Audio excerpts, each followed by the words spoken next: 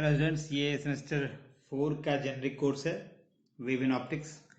Optics वाले portion में हम इंटरफेरेंस कर रहे थे और लास्ट लेक्चर में मैंने thin film interference by reflected light का पार्ट डिफरेंस कैलकुलेट किया था, जो कि आया था 2 mu T cos are plus lambda by 2, जहाँ mu reflective index of the thin film था, T thickness of thin film है, R up angle of refraction है और लेमडा बाई 2 एडिशनल पाथ जो हमारे पास आया था स्टोक्स लॉ की वजह से। ठीक, ये पार्ट डिफरेंस आया थिन फिल्म की, और ये रिफ्लेक्टेड लाइट जो हो रहा है, लाइट का रिफ्लेक्शन डेंसर मीडियम में होने की वजह से एक्स्ट्रा फेज डिफरेंस पाई या पार्ट डिफरेंस लेमडा बाई 2 आता है, तो उसको ऐड करने के बाद ये टर्म आया था। सिमिलरली अब हम क्या करेंगे कि we can derive expression for thin film interference by transmitted light. देखिए डायग्राम बनाएंगे, सब कुछ वैसे ही रहेगा। ये डायग्राम आपका है जो पुराना था। हमने यहाँ रिफ्लेक्टेड वाला पार्ट को चलिए डॉट डॉट से दिखा देते हैं। ये रिफ्लेक्टेड वाला पार्ट जो है,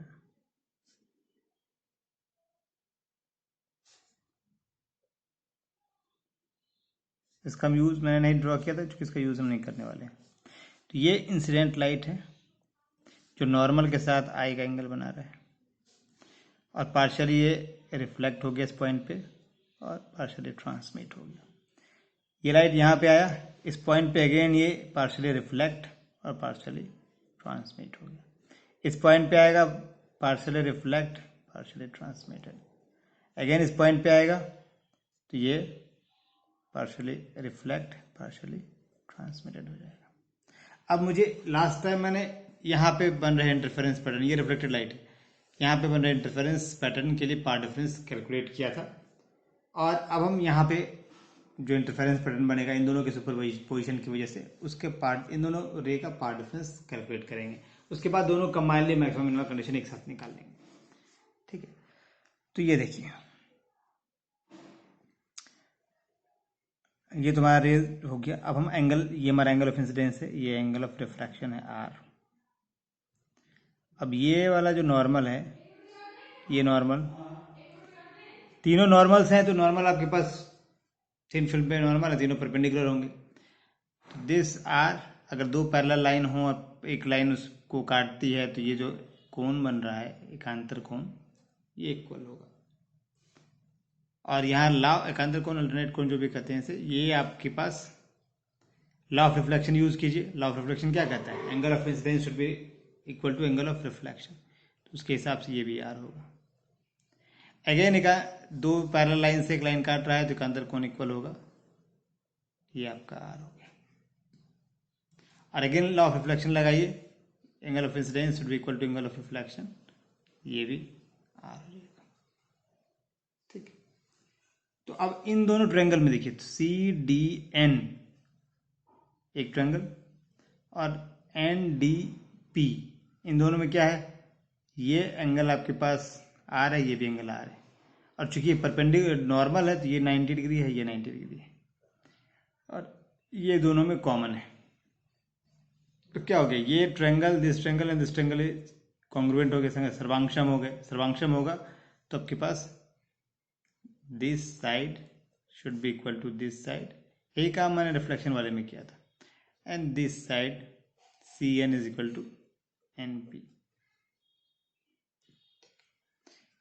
ये हो गया।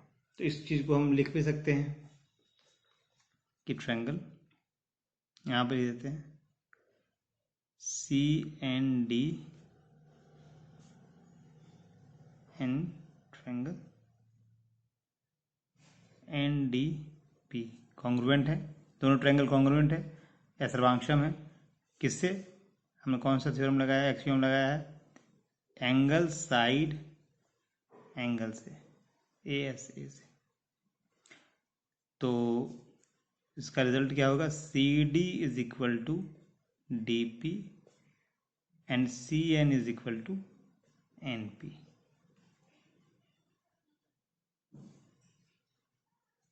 ठीक, इसको हम कुछ इक्वेशन नंबर देना चाहें दे सकते हैं। क्वेश्चन नंबर 1 कर दीजिए,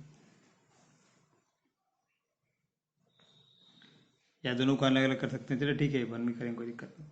अब एक और प्रॉपर्टी ज्योमेट्री से होता है कि अगर कोई रे एक किसी मीडियम से पार कर रहा है, रिफ्रैक्ट हो रहा है, ट्रांसमिट कर रहा है, तो जिस एंगल से वो इंसिडेंट करेगा उसी एंगल से ट्रांसमिट करेगा। तो ये एंगल आई है, this angle should be i, है ना। अब ये एंगल आई है, ये नॉर्मल है, नॉर्मल का मतलब ये एंगल पूरा 90 डिग्री है, ये 90 और ये आई है, this angle should be 90 minus I, ये हो जाएगा क्या 90 माइनस आई, और ये 90 माइनस आई है, और ये एंगल हमने परपेंडिकुलर डाला है, यहाँ से पी से एम पे परपेंडिकुलर डाला है, पी एम, तो ये 90 है, 90 माइनस आई है, दिस एंगल इज आई, क्योंकि ट्रायंगल के तीनों एंगल का सम 180 होना चाहिए। तो आपका एंगल सी पी एम जो है वो आई होगा, मतलब सेकेंड पॉइंट हमारा क्या हो गया, angle C P M is equal to I. ये दो चीजें हम ज्योमेट्री से ले आए। अब हमारे पास क्या पार्ट डिफरेंस लाना है। पार्ट डिफरेंस क्या है, ये जो रे आया ट्रांसमिट हुआ और ये दूसरा रे ट्रांसमिट हुआ जो कि सुपरपोज कर रहा है आपस में और इंटरफेरेंस पैटर्न बना रहा है, उन दोनों के बीच का पार्ट डिफरेंस कितना है, मतलब उन दोनों के पाथ का डिफरेंस क्या है। तो ये पाथ यहां से यहाँ गया और दूसरा का पाथ यहां से यहाँ आया, तो हो जाएगा दिस माइनस दिस। और चूंकि हम ऑप्टिकल पाथ की बात कर रहे हैं तो ऑप्टिकल पाथ में क्या होगा, पाथ लेंथ को रिफ्लेक्टिव इंडेक्स से मल्टीप्लाई कर देते हैं, ठीक है। तो यहां हमने परपेंडिकुलर डाला तो इस पार्ट को, ये पार्ट और ये पार्ट इक्वल है, इसका टेंशन हमको नहीं लेना है। तो क्या डिफरेंस आएगा, C D plus D P into mu, या म्यू ब्रैकेट में C D plus D P minus C M, ये हमारा पार्ट डिफरेंस होगा। पार्ट डिफरेंस क्या होगा, फिर से देखिए, part difference is equal to C D plus D P bracket बंद कीजिए, म्यू से मल्टीप्लाई कीजिए, माइनस सी एम इंटू, यहाँ म्यू का वैल्यू 1 है तो सी एम इंटू 1 या 1 इंटू सी एम कर लीजिए। म्यू लिख सकते हैं क्योंकि एयर ले रहे हैं यहाँ पे, इसलिए 1 कर दिए। तो हमारा पार्ट डिफरेंस क्या आ गया, therefore in case of transmitted light path difference, इसको हम डेल्टा एक्स से दिखा रहे हैं, क्या आ गया, mu C D plus D P minus 1 into C M. और अभी भी क्वेश्चन 1 में क्या आपने निकाला था कि C D is equal to D P है, तो इसको लिख सकते हैं 2 mu C D minus C M, 1 into C M is equal to C M.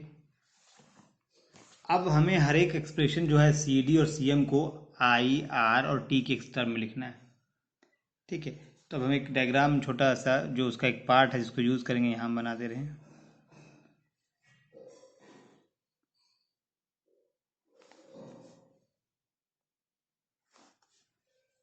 ये वाला पोर्शन, ये सी है, वहाँ का जो पोर्शन हम यूज करने वाले सी डी पी एम, ये एन है, ये एंगल आपका आर है, ये एंगल आर है, ये एंगल आई है, और ये जो डी एन है वो टी है आपके पास, ठीक है। अब यूज कर लीजिए आप, डायग्राम मैंने बना दिया ताकि आप यूज कर लें। तो देखिए सी डी निकालिए, सी डी इस ट्रायंगल में आएगा, सी डी, अब कॉस आर निकालेंगे तो कॉस आर क्या होगा, cos R is equal to N D by C D, N D T है but cos R is equal to T by C D, इसलिए C D is equal to T by cos R आ जाएगा। तो हो गया 2 mu T by cos are, ठीक है। कुछ नहीं करना है, कॉस आर निकालिएगा आपको वहाँ से एक्सप्रेशन निकल जाएगा। दूसरा क्या है सी एम, सी एम ये है, यहाँ से आप साइन आई निकालिए, साइन आई क्या होगा, ये आपका परपेंडिकुलर हो गया तो C M by C P, ये हो जाएगा C M is equal to C P into sine I, C P into sine I. और सी पी क्या है, C P C N plus N P, N ये बराबर है इसके और ये बराबर है इसके, तो सी एन सी पी को हम लिख सकते हैं C N plus N P that equal to 2 C N. तो हमारा अगला एक्सप्रेशन क्या हो जाएगा, 2 mu T by cos R minus 2 C N sine I.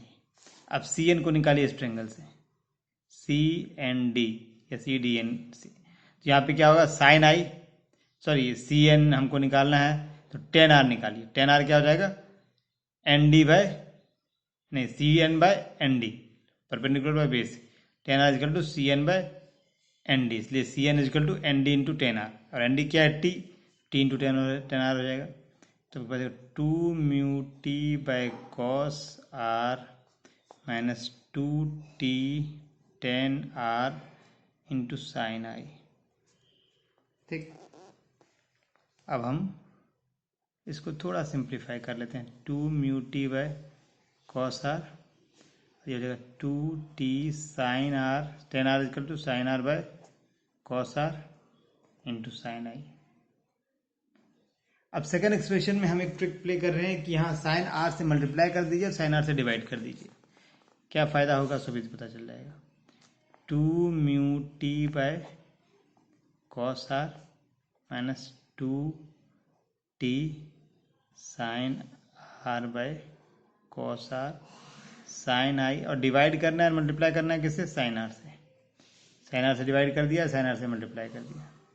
अब ये जो टर्म देखिए साइन आई बटे साइन आर क्या होता है, स्नेल्स लॉ अगर आपको याद है, Snell's law refractive index equal to sine i by sine r, mu equal to sine i by sine r हो रहा है आपका। तो ये इसकी जगह म्यू कर दीजिए, तो two mu T by cos R minus two mu T यहाँ आ गया, इसकी जगह म्यू लिख दीजिए, और sine square R by cos r.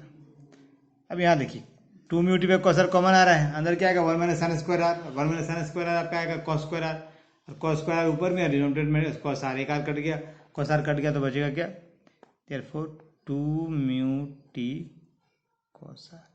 तो आपको जो पाथ डिफरेंस आया by reflected light and transmitted light के केस में वो आपका है two mu T cos r, और ट्रांसमिटेड में क्या आया था, रिफ्लेक्टेड में क्या आया था, two mu T cos are plus lambda by to.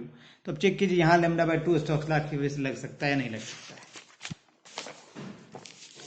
ये देखिए ये डेंसर मीडियम है, हम यहाँ पे mu is greater than one, मतलब वन ईयर का है, ठीक, म्यू वन म्यू टू भी कर सकते थे। तो आप लाइट यहाँ पर रिफ्लेक्ट हो रहा है, इस पॉइंट पे रिफ्लेक्ट हो रहा है, ठीक है।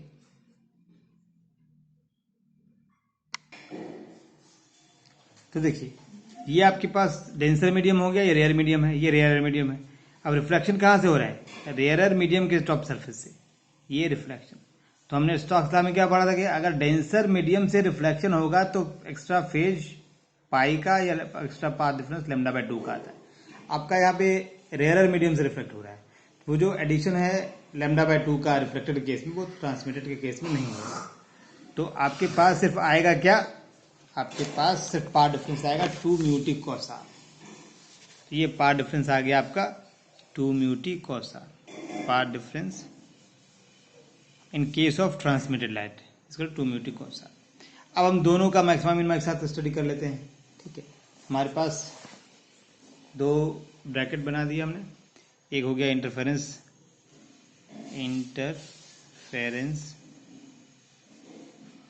या थिन फिल्म इंटरफेरेंस करते हैं, thin film interference by reflected light,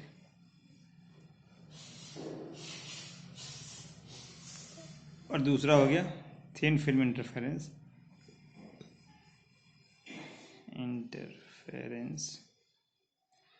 bye transmitted light.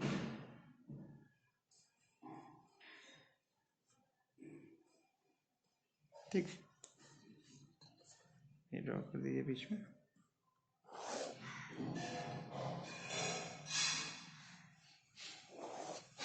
देखिए पाथ डिफरेंस क्या आ रहा है दोनों केस में।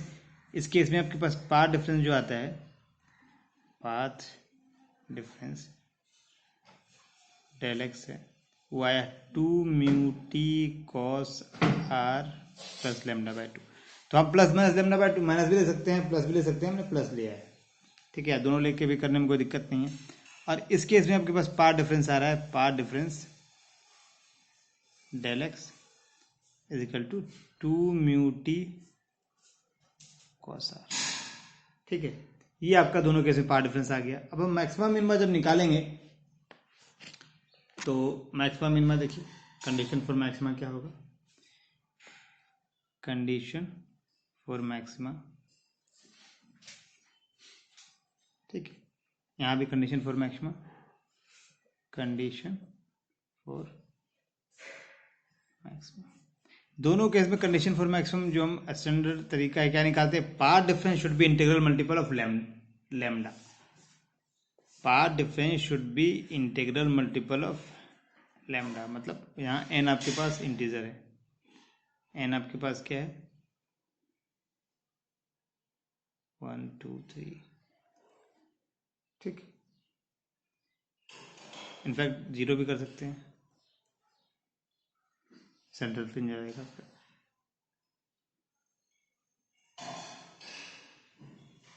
और सिमिलरली यहाँ भी वही केस है, del x is equal to n lambda,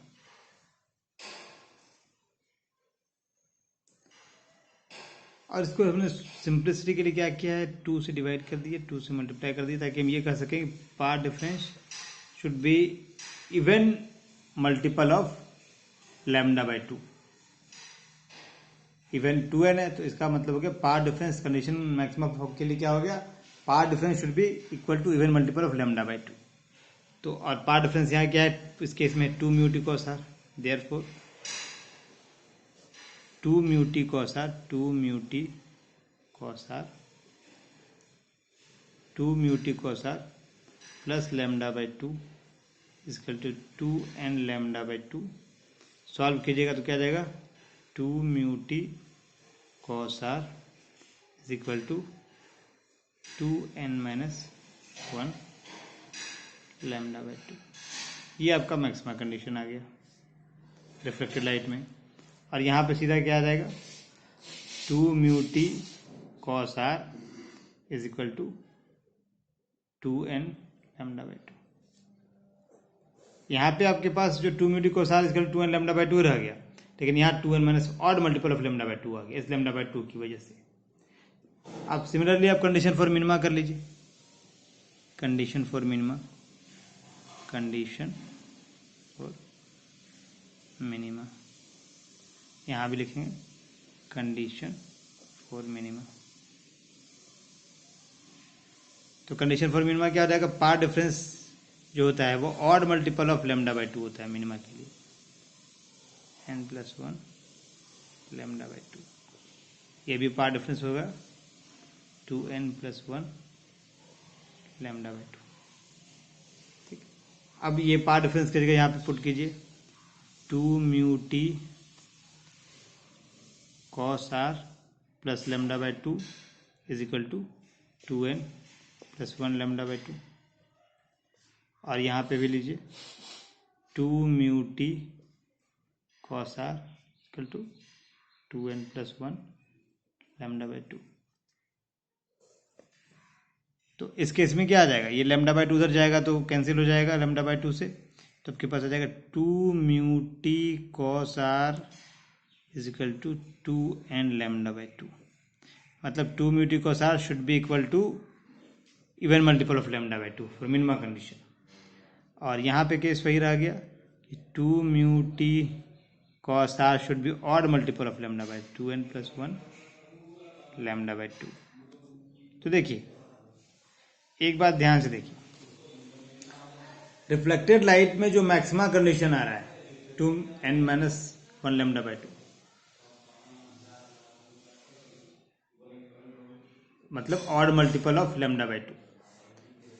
transmitted case में वो मिनिमा कंडीशन आ रहा है, ये भी 2n माइनस 1 या प्लस 1 ऑड ही शो करेगा, आइदर 2n प्लस 1 लीजिए माइनस 1 ऑड ही आएगा, odd multiple of lambda by 2। और इसका जो मैक्सिमा कंडीशन मिनिमा कंडीशन आ रहा है रिफ्लेक्टेड का कि 2 mu T cos r is even multiple of lambda by 2, ये ट्रांसमिटेड का मिनिमा कंडीशन मैक्सिमा, इसका मिनिमा उसका मैक्सिमा आ रहा है 2 mu T cos r is even multiple of lambda by 2। तो ट्रांसमिटेड लाइट और रिफ्लेक्टेड लाइट का जो मैक्सिमा मिनिमा कंडीशन है अपोजिट है, जो इसका मैक्सिमा है एक का दूसरे का मिनिमा है, जो इस पहले का मिनिमा है दूसरे का मैक्सिमा है। तो इसका मतलब हो गया कि दोनों जो इंटरफेरेंस पैटर्न बन रहा है वो आपस में कम्प्लीमेंट्री होगा। ठीक है, तो उसको हम लिख सकते हैं, दो लाइन लिखते हैं उसके लिए कि maxima condition of thin film interference, maxima condition of thin film interference by reflected light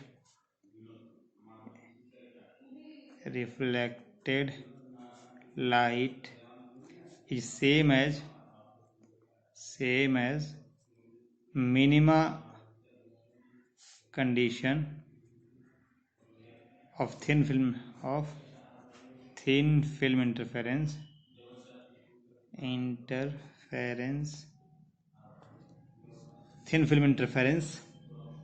by transmitted light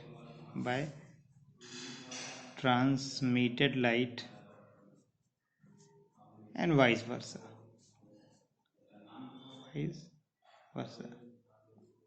ठीक है, मैंने एक का मिनिमा दूसरे का मैक्सिमा, पहले का मैक्सिमा दूसरे का मिनिमा के इक्वल होगा. That is why thin film interference by reflected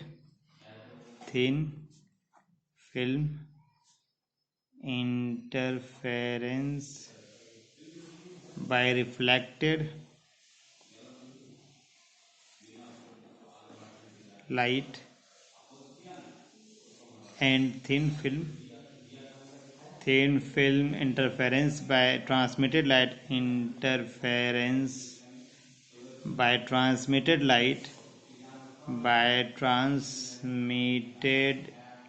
are complementary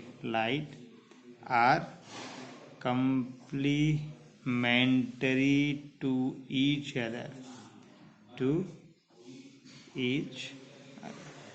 ये हमारा थिन फिल्म का पार्ट हो गया. थिन फिल्म में मुझे पैरेलल थिन फिल्म का निकालना था मैक्सिमम मिनिमा, वो हो गया. अब हम वेज शेप में मैक्सिमम मिनिमा, एक बार वेज शेप थिन फिल्म का चर्चा करेंगे, कल इसको डिस्कस करेंगे.